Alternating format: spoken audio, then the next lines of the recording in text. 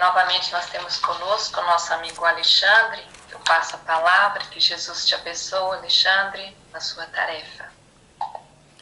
Obrigado. Mais uma vez aqui juntos, né? É muito bom.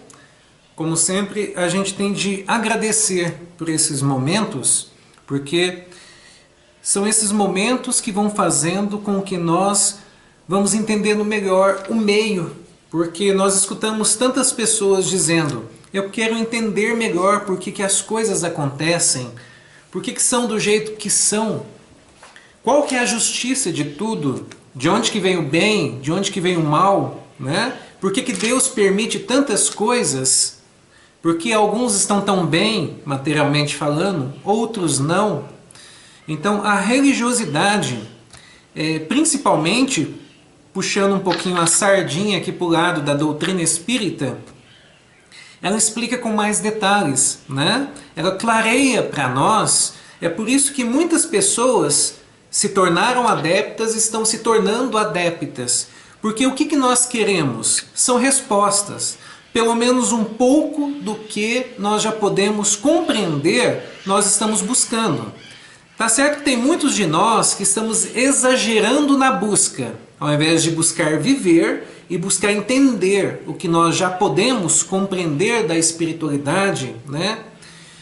Mas querem saber mais. Não vai dar por agora. O próprio Cristo nos disse lá atrás que o que ele podia dizer era aquilo, mas que ele enviaria o Consolador prometido e que esse Consolador prometido iria clarear um pouco mais para nós, né, dos ensinamentos, das parábolas que ele lá atrás nos trouxe.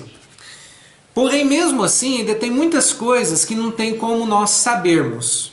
Mas o que importa é, existe uma regrinha básica para nós caminharmos nessa terra. E quando nós utilizamos essa regrinha, que mais adiante eu vou dizer, nós já vamos acertando os nossos caminhos. Não precisamos saber mais nada por enquanto. Porque conforme, assim como a criança lá pequenininha, ela sabe o que ela precisa saber. Porque se a gente chegar com os livros de faculdade ali, ela não vai entender nada. Então vamos deixar ela com as revistas que tem as gravuras. Aquilo ali, ela já vai fazendo aquela ideia, né, do que ela acredita que é o mundo através daquelas gravuras. Com o tempo, ela vai crescendo e ela vai conseguindo ler, aí ela vai entendendo melhor o meio, vai aceitando mais as coisas. Assim somos nós também. Ainda somos a infância da humanidade. Temos muita coisa para aprender ainda, né? Nós estamos vivendo ainda como se os nossos livros e os conteúdos para nós ainda fossem gravuras. Nós ainda não compreendemos direito as parábolas, estamos começando a compreender agora. E eu vou finalizar o capítulo que eu comecei no estudo anterior, Bem-aventurados os pobres de espírito. Ainda tem alguns itens como: todo aquele que se eleva será rebaixado, mistérios ocultos aos sábios e aos prudentes, o orgulho e a humildade, e o último item, missão do ser humano inteligente na Terra. Eu vou começar por esse, e fazendo uma síntese dos que vêm lá atrás, né? Porque o ser humano inteligente na Terra, aquele que busca aceitar Deus em seu coração, ele já começa a trabalhar aquilo que ele sabe que vai facilitar um pouco a sua caminhada, que vai tornar o seu dia a dia menos cansativo, mais produtivo e, consequentemente, ele sabe que daquela maneira ele está caminhando para Deus e deixando a rebeldia de lado. Porque de uma coisa nós sabemos, para nós que já nos adentramos, principalmente a doutrina espírita, que nos clareia, né, um pouquinho melhor, na nossa opinião, do que algumas outras religiões que nós tenhamos buscado. Então ela vem nos dizer que não adianta orgulho nessa terra, que não adianta rebeldia, vaidade, de nada adianta querermos achar que somos de iguais, né, ou maiores até do que Deus. Porque tem muitos nessa terra que com os seus poderes temporais se comparam a Deus. E haverá um dia que eles vão observar o tanto que erraram, né? Erraram feio, né? A respeito disso. Que nós que estamos aqui na Terra somos filhos de Deus, que estamos em questão de capacidade, de pensamento, inteligência, muito, mas muito abaixo mesmo de Deus. E não temos capacidade alguma para nos igualarmos a Ele. Então, missão do homem inteligente na terra: não vos orgulheis do que sabeis, porque esse saber tem limites. Limites bem estreitos no mundo em que habitais. Mas suponho que sejais uma dessas sumidades inteligentes desse globo, e não tendes nenhum direito para disso vos envaidecerdes. Se Deus, em seus desígnios, vos fez nascer no meio onde pudestes desenvolver a vossa inteligência, é que Ele quer que dela useis para o bem de todos, porque é uma missão que vos dá, colocando em vossas mãos os instrumentos com a ajuda do qual podeis desenvolver, a vosso turno, as inteligências retardatárias e conduzi-las a Deus. A natureza do instrumento não indica o uso que dele se deve fazer? A enxada que o jardineiro coloca entre as mãos de seu operário não lhe mostra que ele deve cavar? Bem, aqui já está bom, vamos conversar um pouquinho a respeito disso aqui. Na terra, lá na época do Cristo, nós tínhamos os fariseus, os que se achavam doutores da lei. E muitos deles estavam equivocados na forma de agir para com Deus. Acreditavam que a melhor forma de agir, assim como tem muitos ainda nos tempos atuais, que é através dos cultos, que é só dizer Senhor, Senhor, usar vestes compridas, adorar imagens, figuras, quadros, né? E fazer aquele papel social nas casas de orações. É o que muitos ainda acreditam que é dessa maneira que se deve adorar a Deus. Só que nós já sabemos, com o Cristo, que ele veio lá atrás e bateu de frente com essa geração, que ele chamou de hipócrita, porque até que eles acreditavam em Deus, mas era Deus lá em cima e eles aqui na terra. Assim como nos tempos atuais, nós temos também tantos homens e mulheres que têm aqui na terra poderes temporais e se acham acima de tudo e todos. Tem beleza física, tem algum poder temporal, que pode ser empresarial, pode ser de governante. Todos estes acreditam que este poder os iguala a Deus. Mesmo que alguns não dizem isso, né? Mas eles acreditam. Porque eles fazem o que querem, mandam e desmandam, passam por cima de todos e acreditam que é o seu direito. Só que com o tempo, assim como Públio Lentulus lá atrás percebeu que não era assim e se tornou o Emmanuel humilde de hoje, todos nós que também estamos fazendo esse papel, que estamos com algum poder temporal, seja qual for, e nos achamos melhores que os outros, com o tempo nós vamos perceber que nós estamos abaixo de muitos que caminham nessa terra e às vezes são faxineiros. São pessoas de profissão bem mais humildes, mas que são muito mais elevados do que muitos de nós que estamos aqui às vezes com algum poder temporal.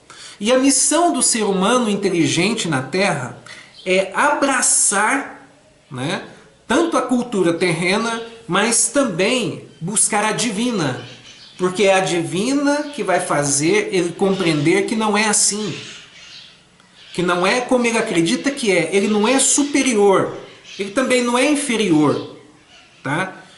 Não baseando nos poderes temporais, mas ele é superior ou inferior conforme a ética no qual ele age no mundo, conforme a sua moral, conforme o que ele já aceita e pratica perante as leis de Deus. É isso que classifica uma pessoa superior e outra inferior em relação a nós seres humanos que estamos aqui na Terra.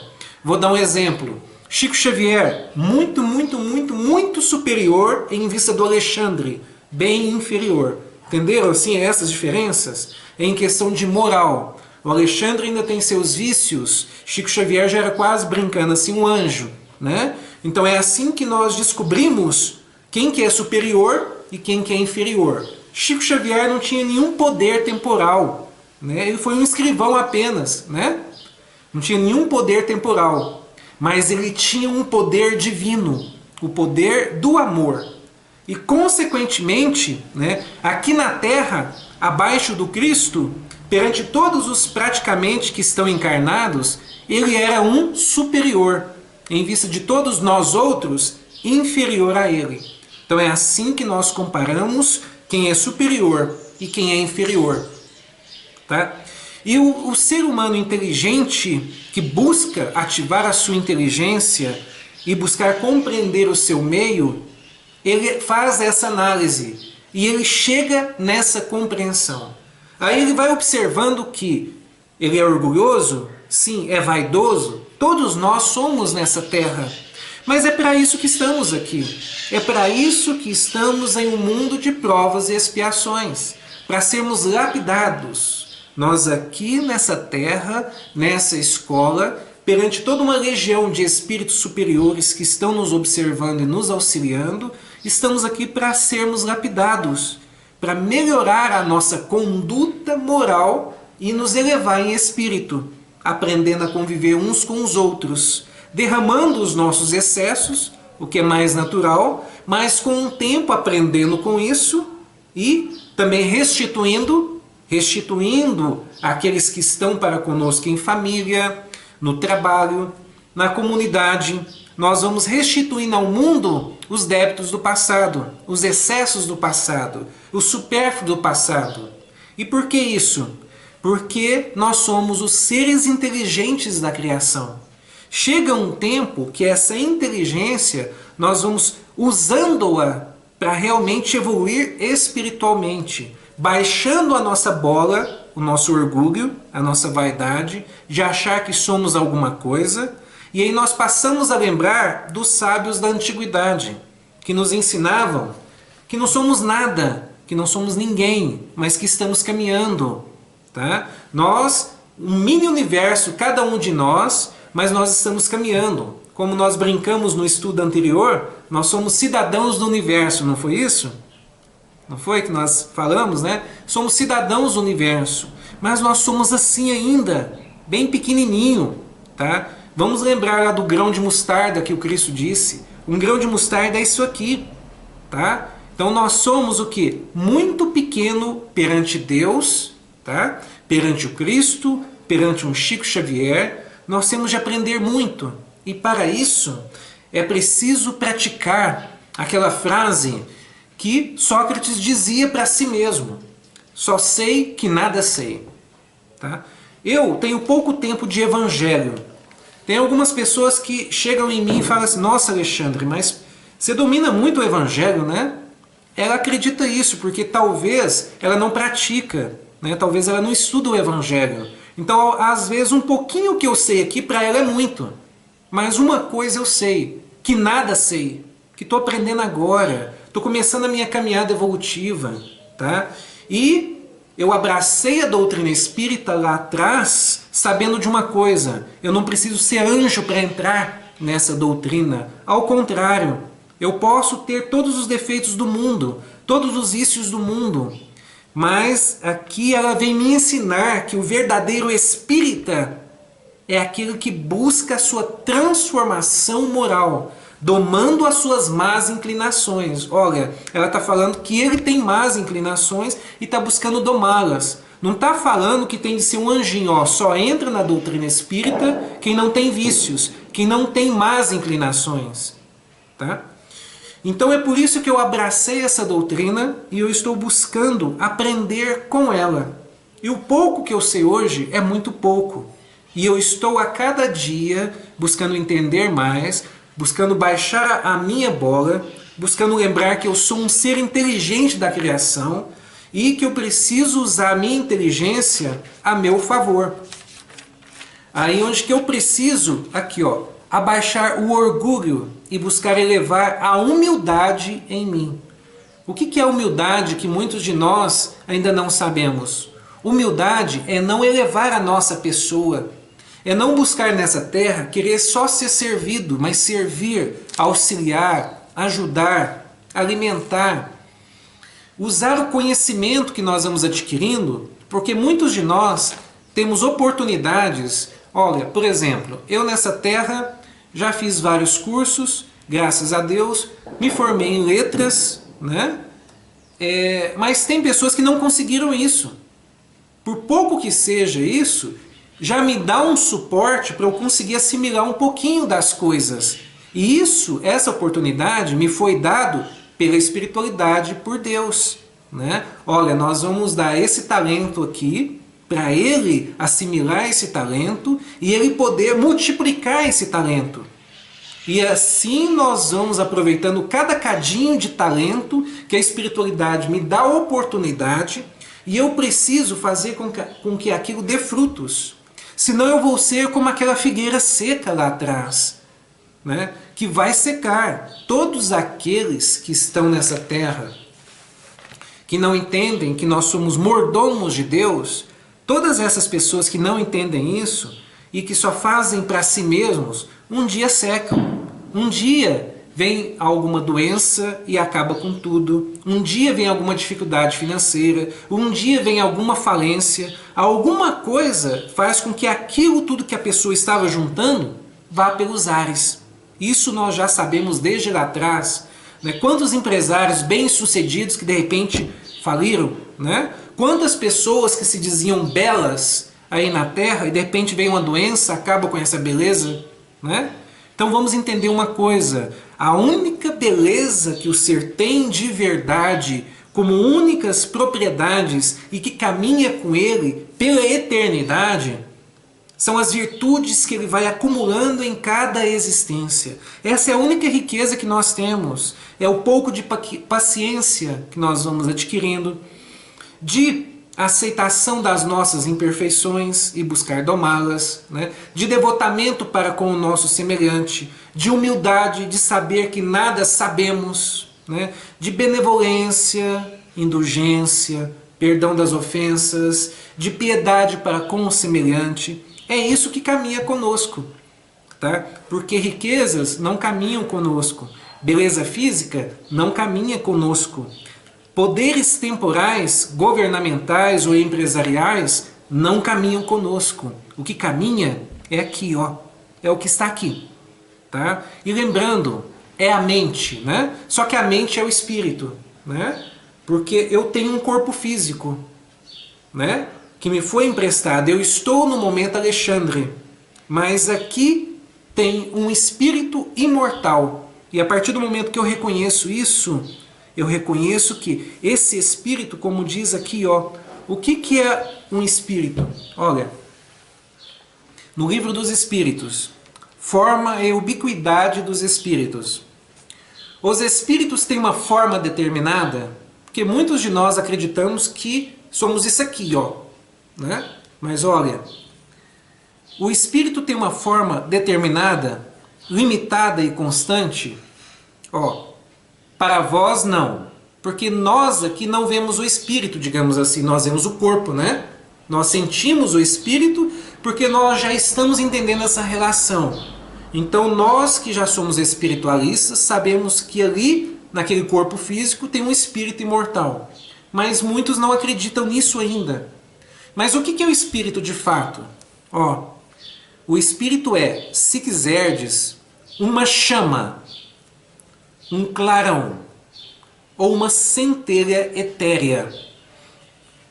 Tem pessoas que acham que o espírito tem a forma humana, né? Tanto que se a gente for ver em livros, né, principalmente de André Luiz, falam do espírito em forma humana, né? Só que Kardec nos explica por que isso acontece. Porque nós que ainda somos imperfeitos, nós nos identificamos pela forma humana. Então nós desencarnamos, nós mantemos a forma humana ali da encarnação recente, da reencarnação recente. Nós mantemos aquela forma ali. E nós vamos daquela maneira, até com o tempo e com as reencarnações, nós vamos nos transformando e nós vamos realmente nos entendendo como esse clarão. É só observar como que André Luiz foi se transformando. De repente ele já conseguia até moldar a sua própria roupa.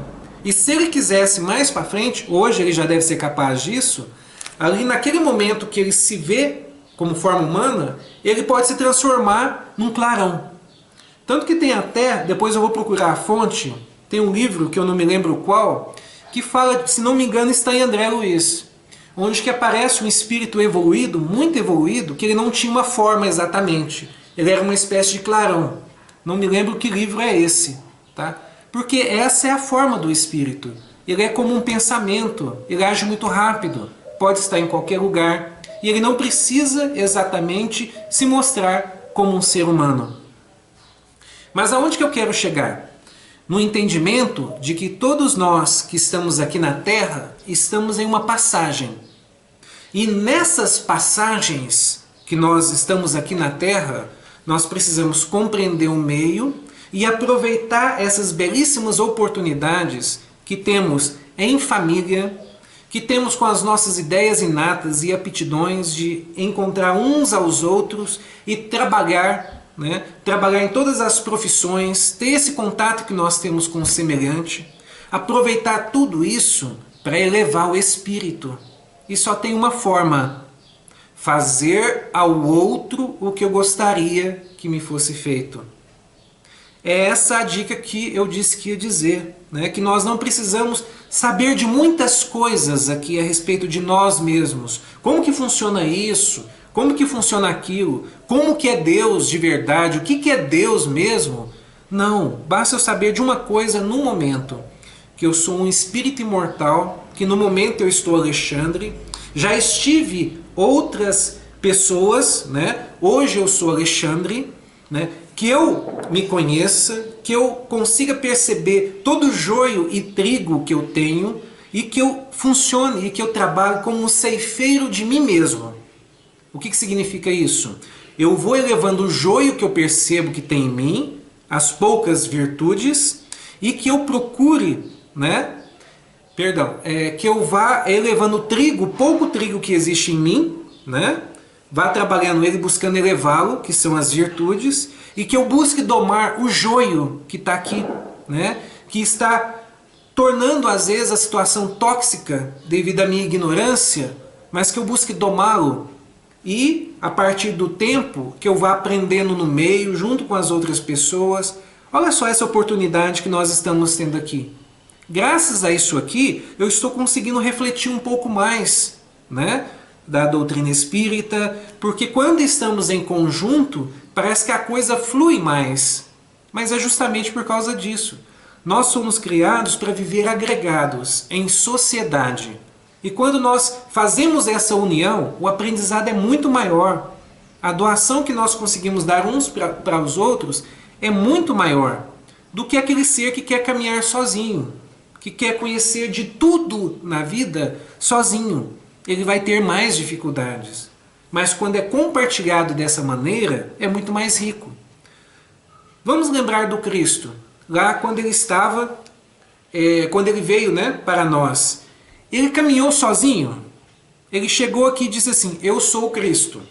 Sozinho eu dou conta de tudo. Tá?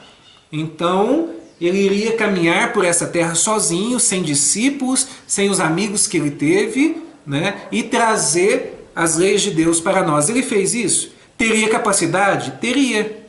Mas qual foi o maior exemplo que ele nos deu?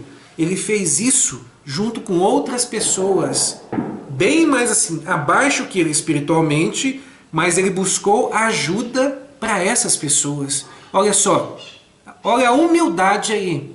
Ele não precisava daqueles discípulos imperfeitos, como um Simão Pedro, turrão ali, né, batendo de frente com tudo e todos, um São Tomé que não acreditava em nada, né, e um Judas que ele sabia que iria traí-lo. Ele não precisava disso não. Mas ele fala: não, mas espera aí, né? Eles precisam de mim, eu preciso deles. E outra, a lição de Deus é de irmandade. Então ele junta todo um time aceita a ajuda de conhecidos e desconhecidos e trouxe essa lição magnífica do amor do Evangelho que nós conhecemos. Mas para finalizar, no livro Palavras de Vida Eterna, açoitando o ar, eu, por minha parte, assim corro, não como na incerteza, de tal modo combato, não como açoitando o ar. Paulo.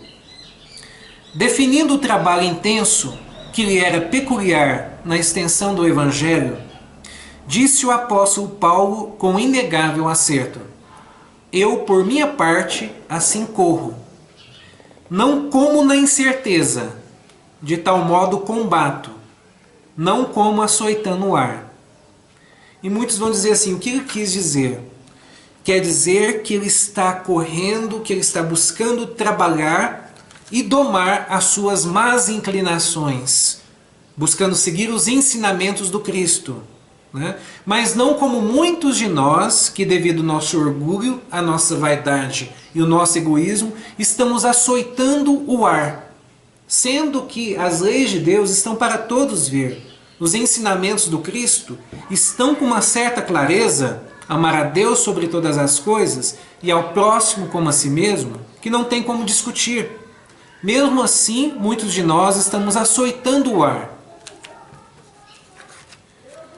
Hoje, como ontem, milhares de aprendizes da Boa Nova gastam-se inutilmente através da vida agitada, asseverando-se em atividade do Mestre, quando apenas simbolizam números vazios nos quadros da precipitação.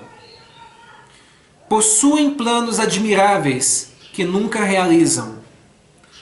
Comentam apressados os méritos do amor, guardando lamentável indiferença para com determinados familiares que o Senhor lhes confia. Exaltam a tolerância como fator de equilíbrio no sustento da paz. Contudo, se queixam amargamente do chefe que lhes preside o serviço ou do subordinado que lhes empresta concurso. Recebem os problemas que o mundo lhes oferece, buscando escape mental. Exigem a regeneração plena dos outros, sem cogitar de reajustamento a si mesmos. Mas, visitados pela crise que afere em cada espírito os valores que acumulou em si próprio, diante da vida eterna, vacilam desencantados nas sombras da incerteza. E quando chamados pela morte do corpo à grande renovação, reconhecem aflitos que, em verdade, estiveram na carne combatendo improficuamente como quem passa na terra açoitando o ar. Aqui está querendo dizer que nós estamos perdendo muito tempo em nossas dúvidas, que as nossas dúvidas estão acima da nossa fé. Então nós estamos açoitando o ar, batendo a cabeça, né, por aí, ao invés de abraçar melhor as oportunidades com o que nós já temos aqui e podemos trabalhar, né? Vamos deixar um pouquinho, muitas dúvidas que nós temos, mas vamos trabalhar, vamos estudar, vamos amar o nosso semelhante, vamos auxiliar os nossos parentes, os nossos amigos da melhor maneira que nós pudermos.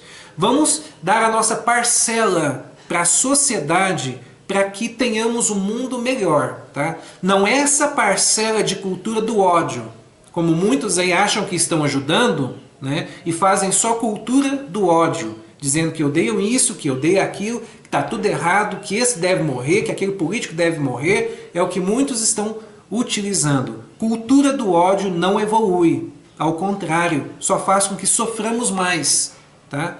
E que nós possamos lembrar de como que vai funcionar quando nós... Porque uma certeza nós temos, como eu falei no estudo anterior, de que a morte física chega para todos, tá? E quando estivermos lá do outro lado, o mensageiro da vida vai chegar perto de nós, bem carinhoso, né? Vai nos abraçar, mas porém Ele vai nos perguntar: o que fizeste?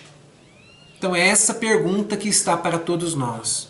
O que estamos fazendo em nossas existências? Estamos caminhando para Deus ou estamos nos afastando dele? Porque é isso que vai ditar como que nós vamos estar lá do outro lado.